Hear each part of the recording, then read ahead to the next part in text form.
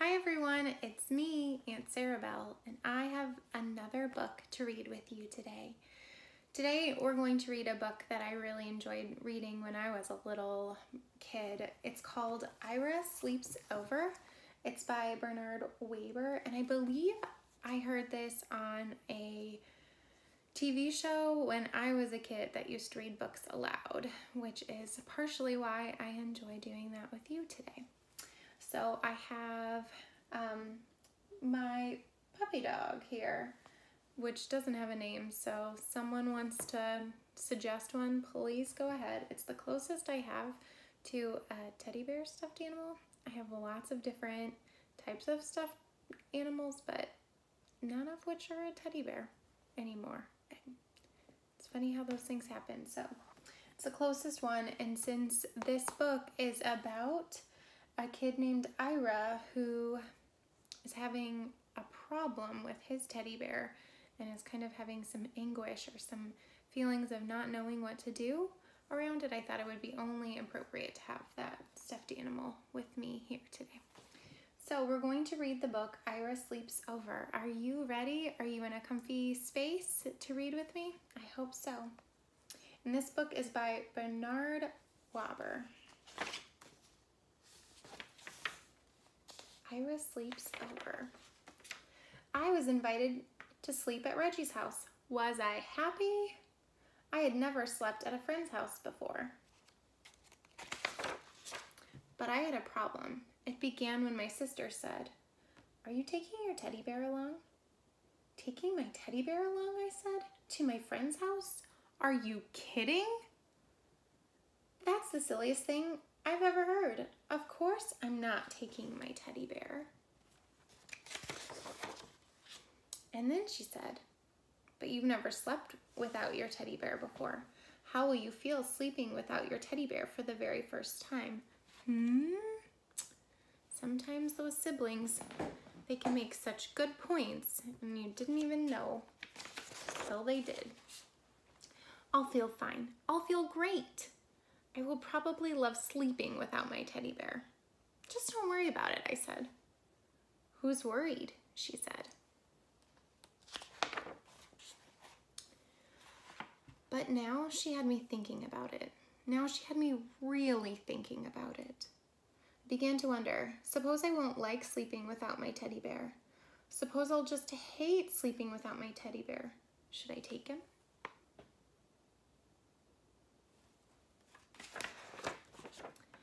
"Take him," said my mother. "Take him," said my father. "But Reggie will laugh," I said. "He'll say that I'm a baby." "He won't laugh," said my mother. "He won't laugh," said my father.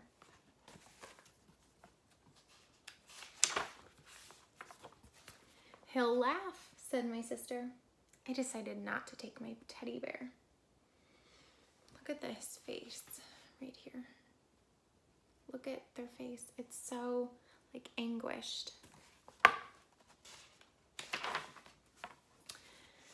That afternoon I played with Reggie. Reggie had plans, big plans. "Tonight," he said, "when you come to my house, we're going to have fun, fun, fun. First I'll show you my junk collection. And after that we'll have a wrestling match. And after that a pillow fight.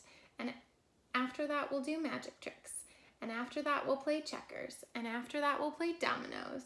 And then we can fool around with my magnifying glass."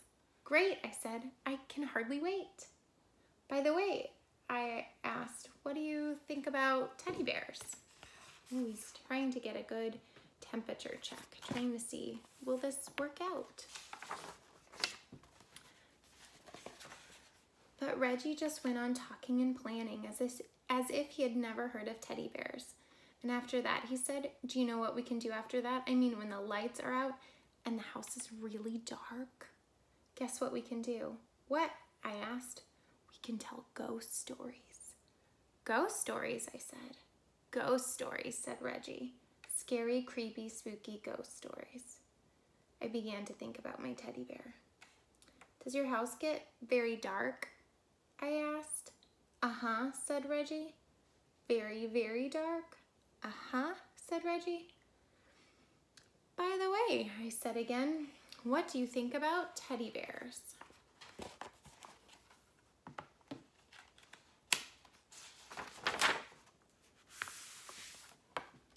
Suddenly, Reggie was in a big hurry to go someplace. "See you tonight," he said. "See you," I said. I decided to take my teddy bear. Sometimes stuffed animals make us feel more comfortable when we're feeling a little uncomfortable.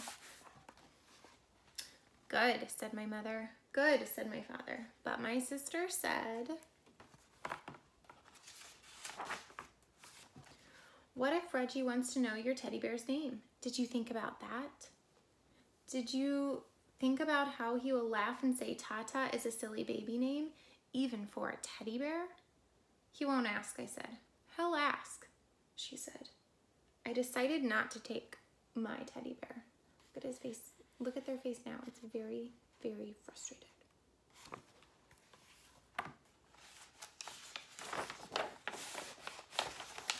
This book is well loved. It got something sticky on the pages. At last, when it was time to go to Reggie's house, "Good night," said my mother. "Good night," said my father. "Sleep tight," said my sister. I went next door to where Reggie lived. Oh, they're neighbors. That's when your houses are close and you live in the same neighborhood. Or your apartments might be close, or condos, wherever you live.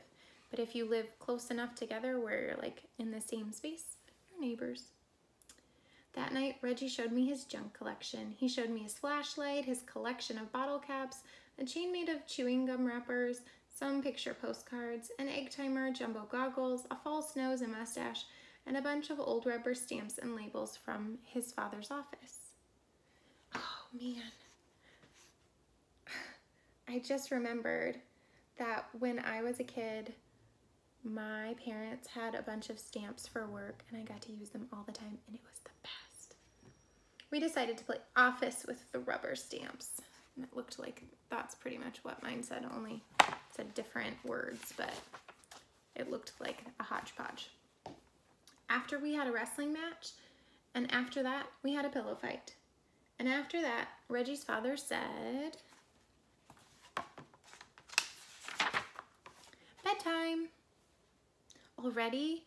said Reggie. "Already," said his father. We got into bed. "Good night," said Reggie's father. "Good night," we said. Uh-oh, here it comes. Teddy bear or not teddy bear? Reggie sighed. I sighed. "We can tell ghost stories," said Reggie. "Do you know any?" I asked. "Uh-huh," said Reggie. Reggie began to tell a ghost story. Once there was a ghost and he lived in a haunted house, only he did most of the haunting himself. And the house was empty except for this ghost because nobody wanted to go near the house. They were so afraid of ghosts. And every night this ghost would walk around the house and make all kinds of clunky, creaky sounds. A room, like that.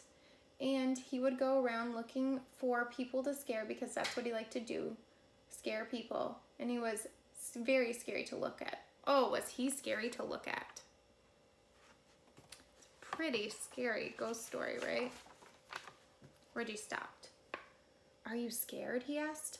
"Huh," I said. "Are you?" "What?" "Are you scared?" "What?" said Reggie. "Are you scared?" "Just a minute," said Reggie. "I have to get something." "What you have to get?" I asked. "Oh, something," said Reggie. Reggie pulled something out of a drawer. The room was dark, but I could see it had fuzzy arms and legs and was about the size of a teddy bear. I looked again. It was a teddy bear.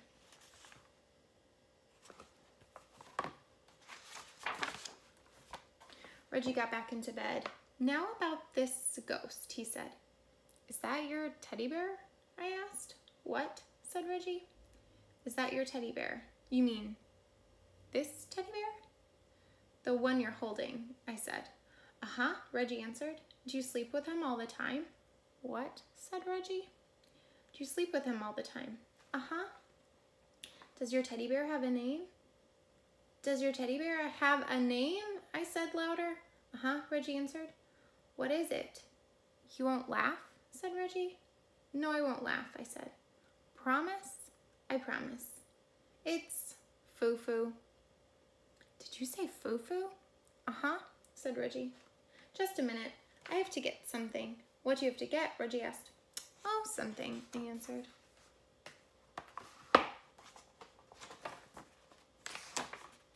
The next minute, I was ringing my own doorbell. The door opened. Ira, everyone said. What are you doing here? I changed my mind, I answered. You what? Said my mother. You what? Said my father. You what? Said my sister. She was still up. I changed my mind, I said. I decided to take Tata, after all. I went upstairs.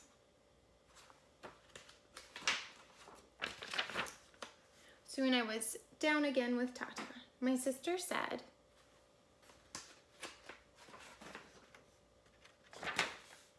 Reggie will laugh. You will see how he'll laugh, and he's just going to fall down laughing. He won't laugh, said my mother. He won't laugh, said my father. He won't laugh, I said. I came back to Reggie's room. I have a teddy bear too, I said. Do you want to know his name? I waited for Reggie to say, uh-huh. But Reggie didn't say, uh-huh. Reggie didn't say anything. I looked at Reggie. He was fast asleep, just like that. He had fallen asleep. Reggie, wake up, I said. You have to finish telling the ghost story. But Reggie just held his teddy bear closer and went right on sleeping.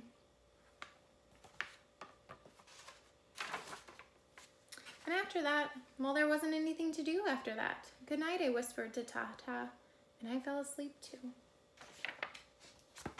And that's the end of Ira Sleeps Over. I think when I was a kid, I really enjoyed this book because it reminds you that other people your age have similar experiences and have similar feelings like you do. And when I go back and reread it, it's really obvious that Reggie was avoiding the teddy bear question because he could have been slightly embarrassed as well.